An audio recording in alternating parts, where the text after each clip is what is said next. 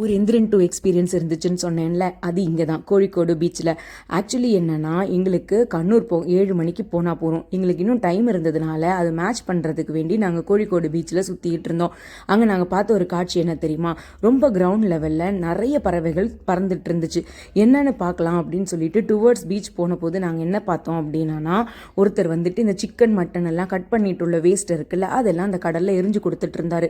அது சாப்பிட்றதுக்கு வேண்டி இந்த பறவைகள் எல்லாமே கூட்டமாக வந்துட்டு இருந்தது. அவர் ஒரு டைப்ல விசில் பண்றாரு, லைக் நான் வந்துட்டேன் அப்படின்னு சொல்லிட்டு. உடனே இவங்க எல்லாரும் வந்து சாப்பிட்றாங்க.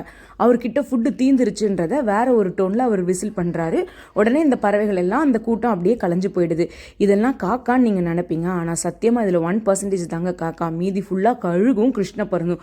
யோசிச்சு பாருங்களேன், தலைக்கு பக்கத்துல இந்த பேர்ட்ஸ் பறக்கிறது. நான் நினைச்சேன் என்ன முடிய பிடிச்சி தூக்கிட்டு போயிடும்னு. நல்ல வேளை நான் தப்பிச்சிட்டேன் அப்படின்ற மாதிரி தோணுச்சு. ஆக்சுவலா இந்த கோழிக்கோடு பீச் வந்து ஒரு அழகான பீச்சுங்க. போஸ்ட் ஈவினிங் சன்செட் சமயத்தில் வந்தோன்னா சூப்பராக இருக்கும். ஆனால் வழக்கம் போல் நான் எப்போவுமே ஒரு இடத்துல ராங் டைமுக்கு தானே போவேன். இது நான் போனது வந்து மத்தியானம் ஒரு 2 மணி இருக்கும் அப்படின்னு நினைக்கிறேன். எங்களுக்கு டைம் இருந்ததுனால சும்மா டைம் கில்லிங்க்கு வேண்டி இங்கே நாங்கள் சுற்றிக்கிட்டு இருந்தோம். இந்த பீச்சில் நிறைய பிக்கிள் ஷாப்ஸ் தான் இருந்தது. கோழிக்கோடு கார்பரேஷன்லேருந்து சின்ன சின்னதாக கடைகள் அவங்களே செட் பண்ணி கொடுத்துருக்காங்க போல்.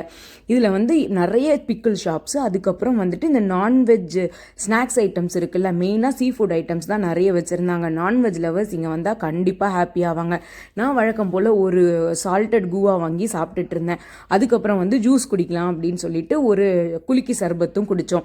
கொஞ்சம் நேரம் அந்த ஏரியாவில் தான் சுற்றி சுற்றி வந்துட்டு இருந்தோம். என்ன பண்ணது தெரியல.